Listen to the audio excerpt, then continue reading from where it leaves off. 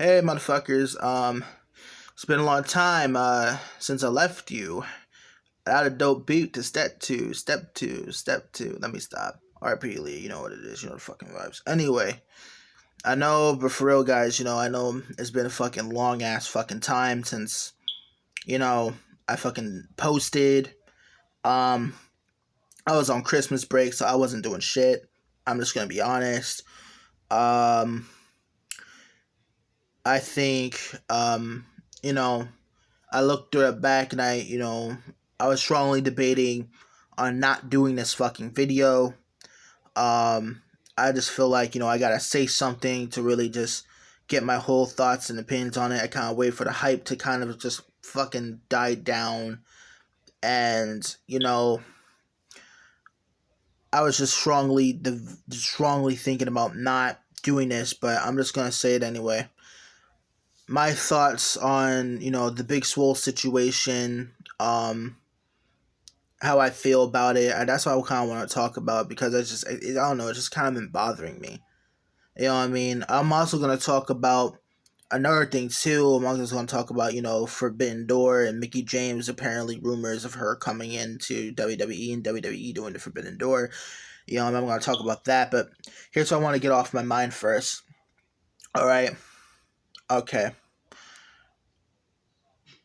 My final stance on the Big Swole thing is this.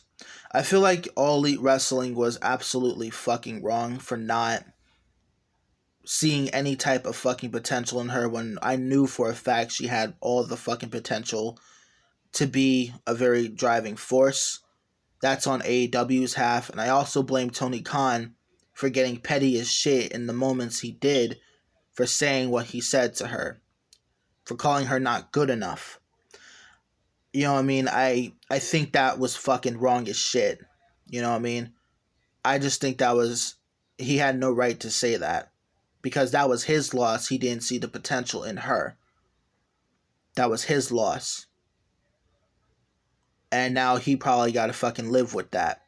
But no, at the same time, I also believe that Big Swole calling there's a lack of diversity, lack of representation for black people. I kind of can say to an extent, I feel like that's bullshit. Now, I'm going to break down why. I'm going to break down exactly why I feel like it's bullshit. You know what I mean? And, you know what I mean? I was talking, I was having a conversation with friends. I was having a conversation, with other people, other people that I know. You know what I'm saying? You know what I mean? You know what I mean? A friend of mine was saying, that don't be surprised when All Elite Wrestling 8 months later comes out as being racist. Um, you know what I mean? I just wanna I just wanted to fucking say personally I don't feel like it's gonna fucking happen only cause the AEW wrestlers they came out and they said that it's not a race thing, especially Leo Rush. I mean, we all know how Leo Rush is. In the moment he just gets emotional and then he just phases out and just clears his head. But I mean, even Leo Rush actually when he got his head together, he fucking came out and said it never was a race thing. It was just I wasn't cool with what the fuck he said. Now, why I feel like what Big Swole says is kind of debunked is because one, Jade Cargill just got the fucking TBS championship. And before any of you say how, oh, well, Tony Khan did that because in response to what Big Swole said, no. I'm going to tell you the facts. From the second that title was introduced and the second they announced the brackets for the TBS championship tournament and I saw Jade, I was like, I put two and two together. This whole tournament revolves around Jade. Off a jump. And that's no cap. That was off a jump. The second you saw Jade Cargill, the second you saw that whole entire thing, Jade Cargill was getting that belt. That's just no brainer. That was when Big Swole was actually still signed with the company. So that's red flag number one. For me, that is. I also feel that a lot of the black wrestlers in AEW, they don't really have a lot of experience. Like a lot of the black wrestlers have under 5 year experience, or just 5 year experience. And I know that's not really a reason why. You know what I mean? It's not a reason why, but at the same time, it kind of is. Because remember, it's all depending on how you personally like get out there and go wrestle, depending. But a lot of the black wrestlers, even though that they're talented, they have inexperience. And in this modern age of wrestling, you can't just really just be like the greatest wrestler ever and have no promo experience. You at least need to be decent on the mic, and that's just a fact. For the spots that they are in, I feel like the black wrestlers, like, you can kind of tell they don't really have a lot of charisma to them. I mean, they're all great wrestlers, but they don't have a lot of charisma to them. For example, Lee Johnson, he's good. He's good. He's okay. He's decent. I'm just gonna lie. I'm not gonna lie. Lee Johnson is decent. He's probably a promising prospect amongst the Nightmare family and the Nightmare Factory. But when you really look at it, the times he kind of hesitates himself, and he always just puts himself up for the finisher. Now, it can either be he's really good at selling. I mean, there was just times where Lee Johnson just came out the box and just nailed it out of the park, yes, but you can kind of tell in that regard he's kind of inexperienced. Even though the guy, apparently I hear the guy's been wrestling for like 7 years now. But in that regard, he still has been wrestling for, the way he kind of wrestles is it's not there. Like, he wrestles like he's shy, you know? And, Lee Johnson, he has some good showings. You know what I mean? And also, too, he's in Cody's pocket. So, for him not to be pushed at some point when he gets better, it's kind of understatement. I'm going to say this, another thing. Will Hobbs. Yes, I feel like, the way how Will Hobbs is kind of booked, just being there with Team Taz, it's just like, you can kind of tell it's bullshit, but at the same time I understand it, because when you really think about it, like, Will Hobbs does have charisma, and you see that on Being the Elite, but I don't feel like he has the promo skills though yet. I don't feel like he does, or or feel like he does or do, or if he comes off a certain way to the point where it's kind of off-putting. That's kind of what I feel about Will Hobbs, and the reason why he's with Team Taz. I do believe that with time and experience, he is going to get better, and he will potentially become the future AEW World Champion one day, probably the first black AEW World Champion one day, because they are positioning him to be a really big star. They're positioning him to be, and he's coming along very nice, so maybe within the next 2 years, he's probably going to be on his own. He's probably, I don't know, he's probably going to be a heel or a face or maybe an in-betweener. But a lot of these guys, it's just like, they can't really, I'm not saying they can't make it on their own, but right now they're going to need a lot of time and insistence. Private Party, again with them, they need a lot of assistance. Like, they're young, and I'm going to be honest with you, they kind of lose a lot, but at the same time, they do have a great showing. And that's only because they're usually put in high spots with, higher tag teams at the point in time. But ever since going heel and their role in with Matt Hardy, it's kind of been a joke. I'm not going to lie. It kind of has been a joke. But at the same time, I kind of understand it because, they're in Hardy family office. and they get a full fuckload of TV time. They really do. They on TV, like they've been on TV with Hardy Family Office and shit. They haven't really been doing much, but they're seen. It's to the point where they're seen and they're noticed. Now, and I get it. It's not the best, but honestly, this is what I feel like Hardy Family Office is gonna do. Hardy Family Office is gonna start competing amongst themselves. Matt Hardy's trying to just go around and try and be like the father to them all, and then they're somehow, somewhere they're gonna take Matt Hardy out of the equation, and there's just gonna be Butcher, Blade, and Bunny, H2O, and Private Party fighting for them fucking selves. That's what I feel like what's gonna happen. That's that whole shebang. That's what I feel what's gonna happen. Those three teams are gonna start fighting amongst each other. You know, and to complete my theory on why I think what Big Swole said is kind of debunked is because we got Dante Martin, right? And I know he look white. I know it's kind of he look white, but I know he black. You know what I mean?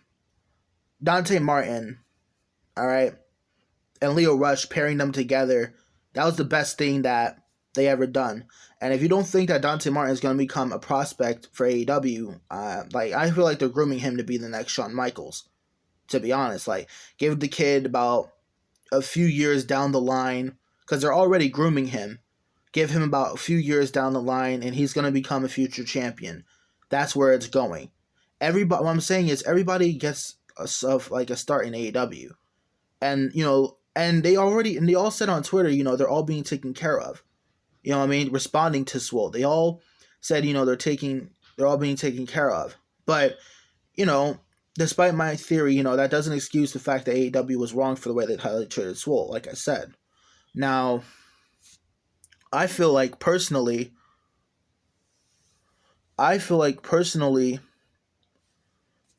in a way, from my experience watching Swole and watching a lot of her stuff, I hate to say it, but she was kind of doing the same thing almost every single time I saw her on Dark. I get the character, but at the same time, I feel like she needed a little more.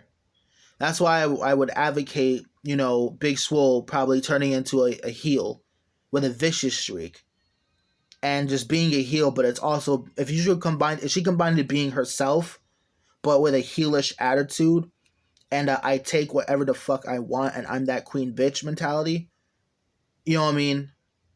It will totally debunk Jade Cargill. It would totally put the eyes on the prize on the real winner, and she'll probably even be better in the ring, That's all it takes. Because when you have that mentality, it will show in your physical, attributes. Sorry about that. Outside. But anyway, my whole thing is this. I advocated for Big Swole becoming a heel, and you know what I mean? And I get it, her spots weren't that great, because her biggest spot to date was kind of with Britt Baker in that god-awful match. But she had some others. The fact that she was in the the women's tag tournament with Big Swole, with Lil Swole. That's what it is. That's just what it is. And those two did really good in that tournament, but a lot of it kind of under noticed, and it kind of sucks.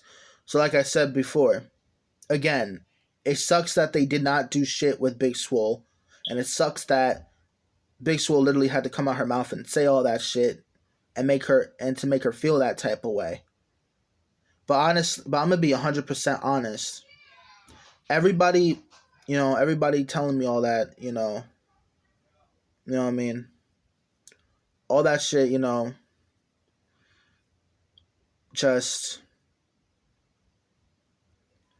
sorry for all the, backgrounds and shit. I got family over. It's sorry all that shit. Sorry for any background noises. Anyway,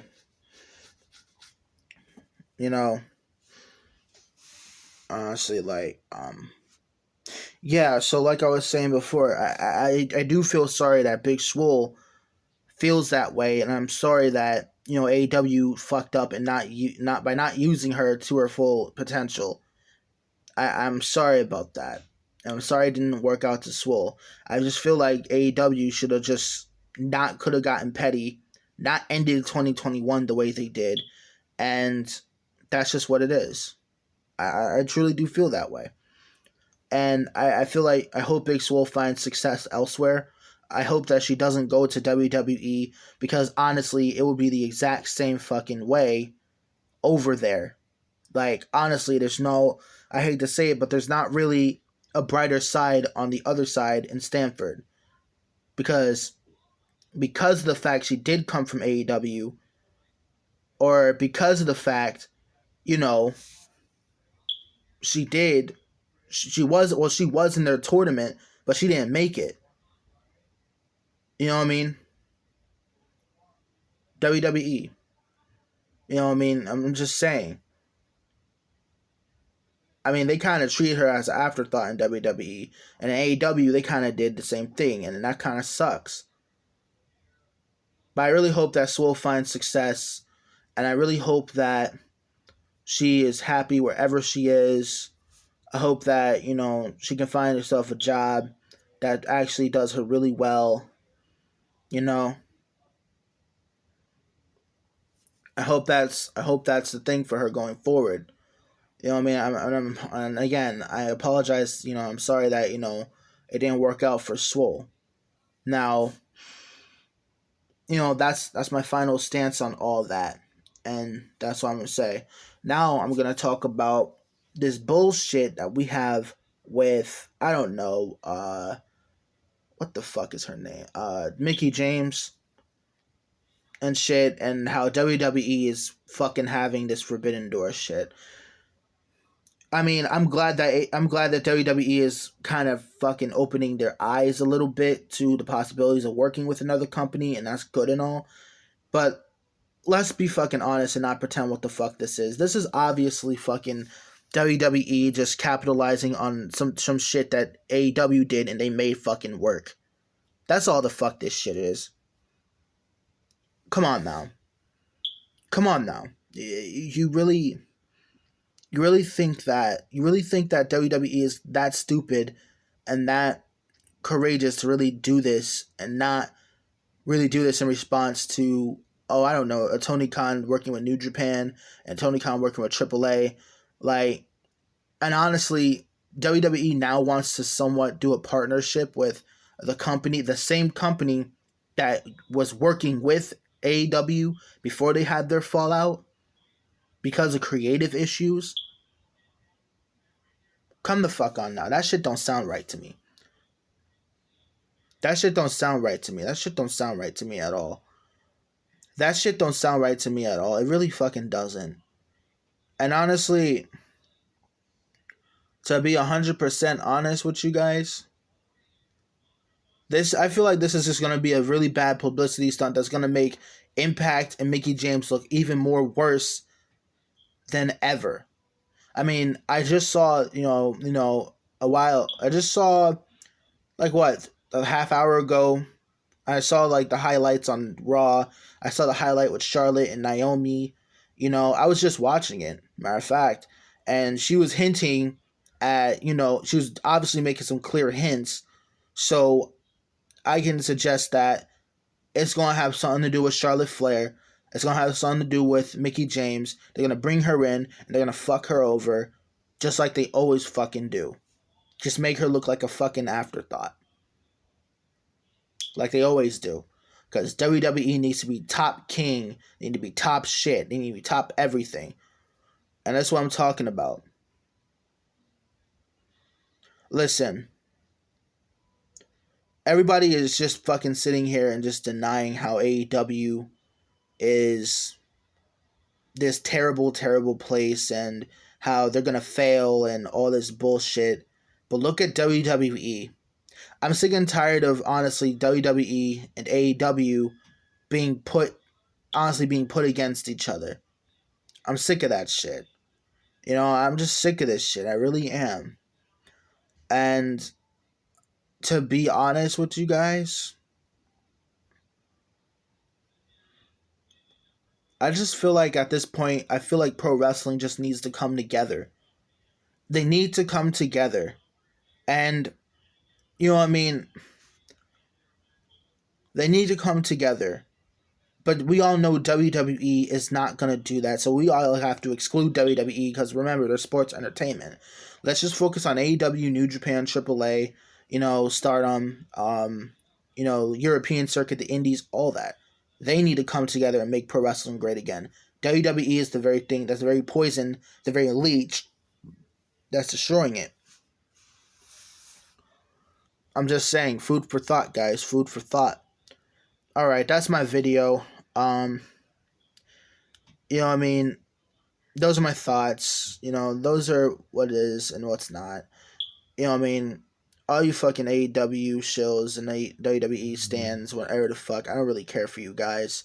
I mean, not saying, if you come to my channel and give me a subscribe, I would fucking appreciate it, but still, like, I just feel like a lot of y'all just need to fucking chill. That's all. A lot of y'all just need to chill. That's it. Alright. Deuces. I'm out.